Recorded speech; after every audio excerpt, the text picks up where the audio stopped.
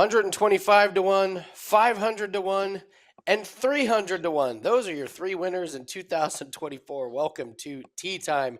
I am Andy Lang from wagertalk.com, being joined as always by Nick Borman. Come on, man. Where was the pick on the amateur last week, Nick? Safe to say I am 0-3 so far on the outrights, Andy, but it's coming. This can't continue, but it is cool. No, it cannot continue. We're going to break down the Farmers Insurance Open, and guys, got to understand this tournament starts on Wednesday. Get your bets in, get your lineups in. They do this every year with the NFL, so they're not going head to head with the NFL on Sunday. So this is a Wednesday start tournament.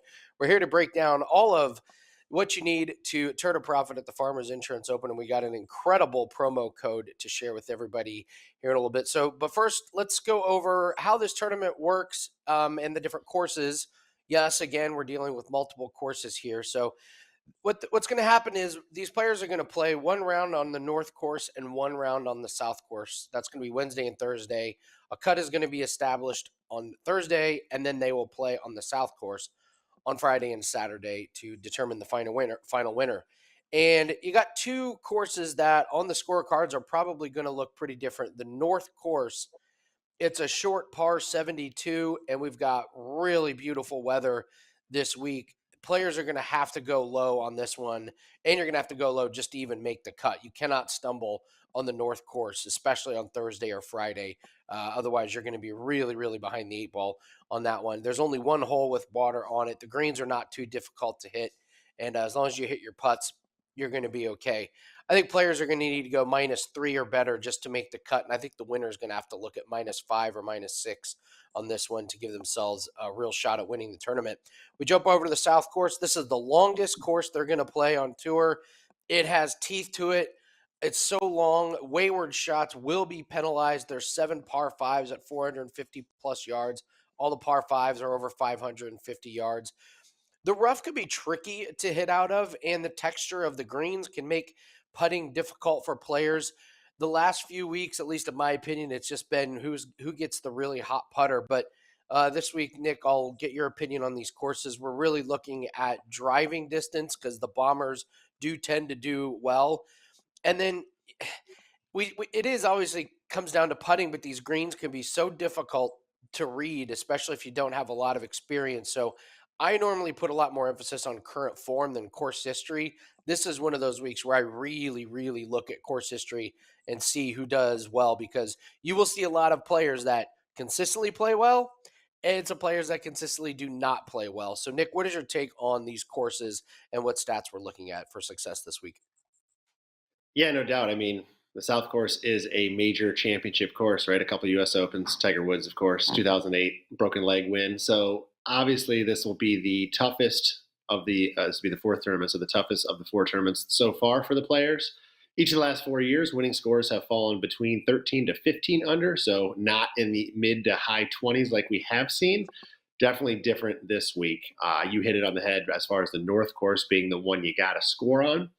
On average, Andy, the last 4 years, the scoring average has been between 2.1 to 4.2 strokes easier on the North and the South. And that's obviously very significant. So, yeah, that's the course you got to take advantage of when you can. And you mentioned the length. Over 7,700 yards is ridiculous, and the rough is 4 inches long. So, more penalizing than ever is when you're missing drives. Yeah, it's tough hitting out of long grass, but when you're trying to hit a mid to long iron out of tough grass, it makes it that much more difficult. So this is probably the number one tournament for me as far as placing emphasis on strokes gained off the tee, guys that can drive the ball, long and straight. It's important. A lot of these shots you're going to have this week compared to some of the other weeks are 175 yards or more versus a lot of 125, 150 yard shots. So it's totally different than we've seen. Unfortunately, I think the field is a little weaker than we, have seen in the past. That's because next week at the Pebble Beach is a signature event, so you got guys taking off this week. But still a great track. I was here 2 years ago. There's more elevation than I think anybody talks about when you're there. At least I remember huffing and puffing walking around the golf course because I was like, man, feel like I'm walking uphill every hole. I don't remember ever going back downhill. But it was it's a beautiful venue, and as you mentioned, it's Southern California, so the weather is not going to be an issue. It's daytime highs in the 60s, no rain, sunny every day. So that shouldn't be a factor, but it's going to be fun. I like these kind of tournaments. I like to see the guys, not overly struggle like a U.S. Open, but still not a birdie fest where you're going to see in the mid-20s. So this will definitely be guys that can hit their approach shots well and get off the tee well, more than a putting fest we've seen the last couple of weeks. Yeah, absolutely. And guys, if you could please hit the like button, leave us a comment. Tell us who you like this week. There's been the long shots have been unbelievable with wins in the Yeah. first 3 weeks. So if you got a long shot, give it to us in the comment section. If you like a head to head or a finishing position, leave us and tell us what you like as well. We love reading those comments and seeing where everyone is at. So if you could hit the like button, leave us a comment, that'd be great. Let's take a look at total strokes gained. Nick, this is such an important stat to look at. And we talked about, talked about driving, talked about, you got to drive it long and accurate. But overall, in a tough course, you got to have an overall game. So let's take a look at these total strokes gained. Walk us through what kind of jumps out and what you're going to be focusing on this chart. Yeah, as we always talk about, this is my go-to for the outright market. 50 of the last 90 PGA Tour events, that goes back to the beginning of 2022, the winner has been ranked inside the top 10 over the last 12 months. Of course, as you mentioned, the long shot winners, we are 0 for 3 so far this year, but still those top 10 players have been peppered all over the leaderboard and very, very close, so they will continue to win. And the list here is who you'd expect to be. It's the top of the odds board. You got, the top 4 players basically on the odds board are the top 4 players in this graphic: Schauffele, Cantley, Morikawa, and Homa as your defending champion. And then, I like the next wave because we're starting to get some very good tiers on the next wave. And that's where I'm kind of looking. You got guys like Sungjae Im, Keegan Bradley at 30-1, who almost won a couple weeks ago. Eric Cole, he did me dirty last week, finishing tied for 21st, bogeying the last hole, but still playing very, very well. Ludwig Aber, I know we'll talk about him. Sahith Theegala has been playing well. So these are guys that are in that 30 to 40-1 range that I like this week as opposed to those top guys. But it's everybody you expect, Andy. And I put down here, as we always do, last 12 months, last 6 months, and last 3 months to make sure that the trend for the guys is still going in the right direction. For example, you can see somebody like Tony Finau and Jason Day in the top 10 over the last 12 months, but in shorter periods of time have been trending downwards. They haven't been playing as well more recently. So just something to keep in mind as well as I try to avoid the guys that are kind of going the wrong way in this graphic. But that's your top 10 for this week, and looking forward to hopefully finding our winner in this graphic this week. Absolutely. We've got a fantastic promo code for everyone. This promo code works on myself and Nick. And we do these promo codes. It just gives a really, really nice discount over a certain period of time to add to those bankrolls at a discounted price. There's nothing better. So this is a 30-day pass for only $49. Just use the promo code GOLF49, GOLF49. And this is a smoking deal. I have a 5% play that is up this week. That play alone is $35. There's no reason to just get one play when you can lock in 30 days for $49. You'll get all plays attached to the 5%. And Nick does a ton of outright plays, finishing positions, head-to-head matchups. It includes all golf plays that we're going to have 30 days for $49. All you have to do is go to wagertalk.com, go to Nick Borman's page, or go to my page at wagertalk.com, put the promo code in at checkout, and an instant discount. You're not going to get much better than this. 30 days for $49 is a smoking deal. So grab that at wagertalk.com. It works for either one of us. So we talk about players that we expect to do well. Every week I do a segment on players that can trip you up. These are players I think might be overpriced, that a lot of people are going to be betting on, and I'm going to stay away. Nick, I'm going right to the very top with Xander Schauffele. He's the betting favorite. I guess I disagree with it, but I'm not really sure who I would replace with him as the betting True. favorite. Honestly, yeah, honestly, it's probably Morikawa, but I just this is too big of a price on Xander Schauffele. He has two really, really good finishes to start 2024, but I just don't think this is the course for him to be the highest priced golfer. He's played here every year since 2016. He has one finish better than 13th. Last 2 years, 13th and 34th. And although his stats are really good, he's got to finish top 3 to return any type of value. And I really am looking at course history as one of my big parameters, and he just doesn't have it. I will not have him in any head-to-head matchups. I won't use him in DFS this week. And I'm debating whether or not to put him in my my daily or my seasonal fantasy lineups. I probably am going to save him. This is just not a course that he's thrived at. So Xander Schauffele, my first player that can trip you up. Up next, you mentioned him. So Tony Finau has incredible course history here. 5 top tens in the last 7 years. But you mentioned it. I'm not liking what I'm seeing from him right now. And this goes back to last year. There were a lot of live rumors surrounding Tony Finau, and his game just didn't look really, really dialed in. And sure enough, this year it hasn't really as well. I cashed on him in the first week against Ricky Fowler, but it was not exactly the most confident win ever. And he's been the featured group, so you've been able to watch him, and it's not there. And it comes down to putting, minus 0.44 strokes gained putting the last 6 months. And if he putts like that this week, he's not going to finish anywhere near the top 10. And that's where you're going to need Tony Finau to finish to, justify playing him. Maybe you might be able to find a good head-to-head matchup with him. But Tony Finau, despite the good course history, I'm not going to be playing him this week. And Nick, this one hurts. This is painful to say, but Eric Cole is now priced too high. We've had a year of Eric Cole being consistently underpriced. He's been a DFS superstar, always undervalued. Now the books have him priced as a top 12 golfer this week. So sadly, there's just no value. The books have, not only did the books catch up, but they caught up real quick and they moved him way up the board. So he's not that long off the tee, not super accurate. And I just think the South course could give him some real problems. In the last 6 months, he's minus 0.44 strokes gained putting. It's just not a great fit for him style wise. Cause like you talked about, if he puts it in the rough, this is just going to be a tough ask for him. So, would I put him in DFS if he was much lower priced? Yeah, absolutely I would. But, for the price that he's at this week, sadly, our guy Eric Cole, I feel like there's no value on him. And I know Eric Cole did you dirty last week by bogeeing his last hole of the tournament. So it feels like Eric Cole has fallen out of our good graces, right? One shot, one tied for 21st, and my top 20 bet hurts. So otherwise I would have been right back on him for another top 20 this week. But it's funny how much our opinions can change by one result like that, right? And so Eric Cole leaving you off this week. Maybe we'll talk again next week. Come on, Eric Cole, get back in our good graces, buddy.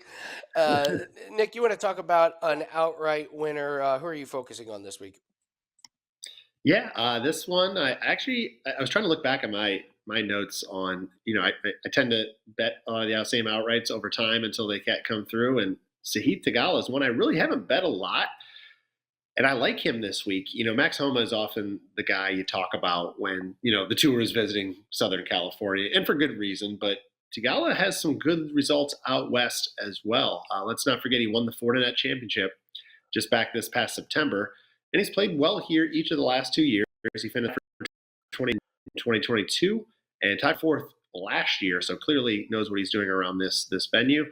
For an odd twist of fate, Andy, last year's winner at the Farmers, Max Homa, also won the preceding Fortinet. So maybe that's just a weird coincidence sign for Theegala this week. If you don't believe in signs, then we'll talk about some good old-fashioned data for Theegala. Despite the miscut at the Sony Open, Theegala finished runner-up at the Century, which is part of a run of 5 top 20 finishes in his last 8 starts. He's also been very strong with his ball striking. He ranks 6th in the field in strokes gained tee to green over the last 6 months. And finally, no one is going to survive 3 days around the South Course without having to do a little bit of scrambling. It's too long and it's too difficult to not miss greens and fairways. And nobody has been better in this field than Theegala, who ranks first in strokes gained around the green over the last 6 months. So I like that for him this week. And at 35-1 right now, for him to have a chance or be up there near the top, I think is a pretty decent price on Theegala. Let's take a look at DraftKings Darlings. The underdogs have been outright winners, but there's been some really, really good lower price guys in DraftKings. I've cashed every single week, and the DraftKings Darlings are a big, big part of it. You get these lower price guys through to the weekend, and they get you weekend points, and then you let your big name players get the top finishes. So it's important to look at these lower price guys, and I am looking at horses for the courses this week. I'll start with Peter Malnati at 6,300. Very, very low priced, and he has not been good recently. I cannot ignore his course history here. He's finished 10th, 25th, and 20th here the last 3 years. I just need him to make the cut, get some weekend points. At this price, I will roll the dice and I will trust that his course history outperforms his recent finishes. He's low price for a reason, but great course history, can't ignore at 6,300. Up next, our old buddy Lanto Griffin at 6,800. This is another guy priced low, but he plays good here. He's finished 7th, 30th, and 37th the last 3 years, made the cut the last 2 weeks. His driving and putting have been pretty good. His approach shots have been his Achilles heel, but he loves this place. I'll take him at this low price just to make the cut, 6,800. And then Michael Kim has been playing really well. He's made the cut here in 5 out of the last 6 times he's played here. Made the cut last 2 weeks, 6th place finish last week. Putting and approach game has been really good. Plus 0.56 putting, plus 0.44 approach, and he's made the cut in 6 straight tournaments dating back to last season. He's only 7,300. So I can start off my lineup with Peter Malnati, Lanto Griffin, and Michael Kim, and it leaves me a lot of money to play with in the lineup. I do have my article up as a free digital download at wagertalk.com. Just go to Andy Lang profile page, free digital download. You'll see my full entire DFS lineup in there, as well as some other things. That's free to everybody, so you can check that out at wagertalk.com.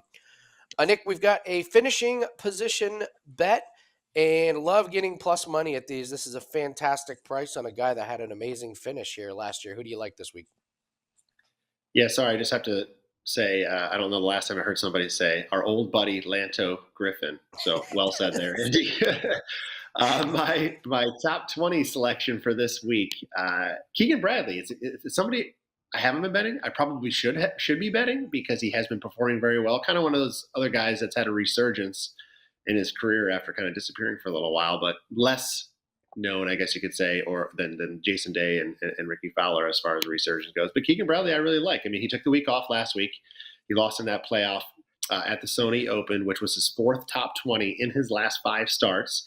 He also loves playing in this tournament, as he hasn't missed a start here dating back to 2011. During that span, he does have 2 missed cuts. Both of those happen to come on horrible putting weeks, but his tee to green numbers have been positive every single year he's played here, which is 12 starts.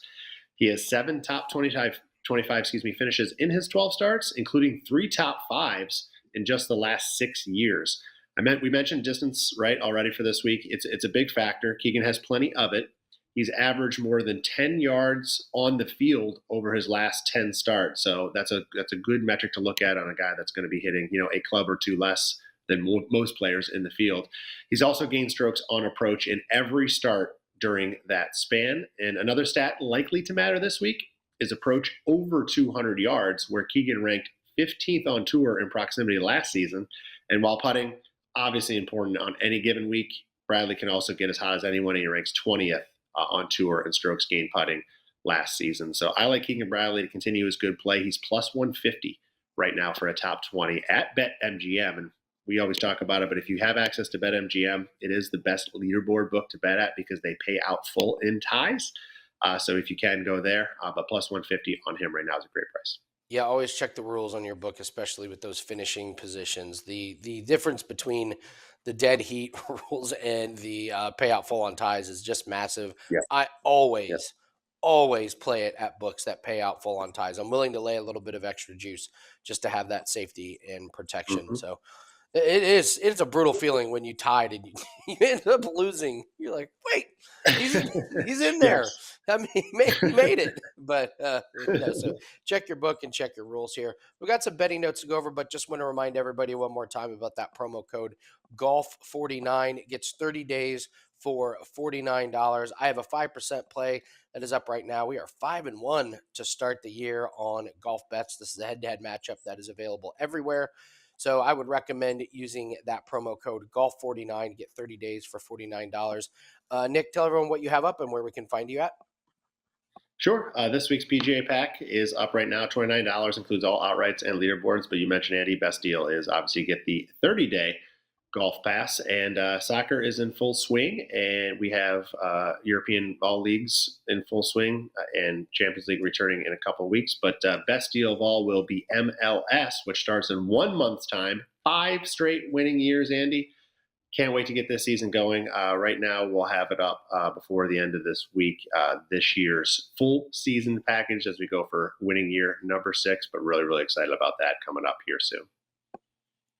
Awesome, great work on that. Just some betting notes for everybody, and Nick, get your opinion on there's a couple I really would like your opinion. So, Patrick Cantlay's best finish here is 51st, and he's not played here in 4 straight years. I was talking to a buddy of mine. Is there a chance he just doesn't like this course, and that's why he hasn't played it? I actually, I didn't know that any of that until you just said that right here. But so probably, I mean, why, unless the schedule, I'm trying to think back at the old schedule and what was Pebble Beach always right afterwards, and he's not like he's playing, I guess he's playing there every year in the past, and he like chooses one over the other. But that's that's a good note because listen, I don't have Cantley anyway, but that alone would make me want to avoid him. Yeah, second highest priced golfer that hasn't played here in since 2019. Finished miscut the year before that, 51st. So obviously he's a much Yeah, different player now than he was back then, but still kind of curious. yeah, Christian Mizunoit has finished top 10 in 3 out of the last 4 tournaments he's played in. There's another lower price guy. Luke List, who has won this tournament in, what was it, 2022, I believe. He's yep, finished 40th or better in 6 straight tournaments. He's made the cut in 9 straight. So you could look at Luke List, who's got a pretty good course history here. Jason Day and Sung Jae Im, these are the only 2 golfers in the field who have finished top 10 2 years in a row at this course. So that's kind of interesting. And then I had to note, welcome back, Daniel Berger. Welcome back, Will Zalatoris. Solid finishes last week, both coming back from pretty serious injuries. I mean, Will Zalatoris had the back injury, pretty serious surgery on there, and he was just horrific in his first couple tournaments, but made the cut, solid finish. And Daniel Berger was at a top 40 finish this week. So it's like, okay, we got 2 yep. guys who, when they're at their best, these are top 10 guys, week in and week out. So I just thought that was a really, really good sign that we get Zalatoris and Berger, who both look pretty good. So just, I thought that was pretty cool that we got them back.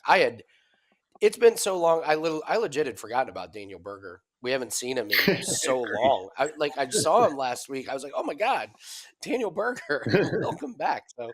So those are a couple betting notes for everyone. So, all right, once again, reminder: this tournament starts on Wednesday. Get all your bets in, get all your lineups in. Don't be the guy that logs in Wednesday to put your bet in, and you see that your bet's already 12 hours old as it started. So, good luck on all your plays. Please give us a like, leave us your best comment, and Nick and I will be back next week for another edition of a star-studded tournament next week. Next week is going to be a lot of fun, and we'll be here to break it down and give you all the best bets and information to turn a profit. Good luck in your plays. We'll see you over next week on Tea Time.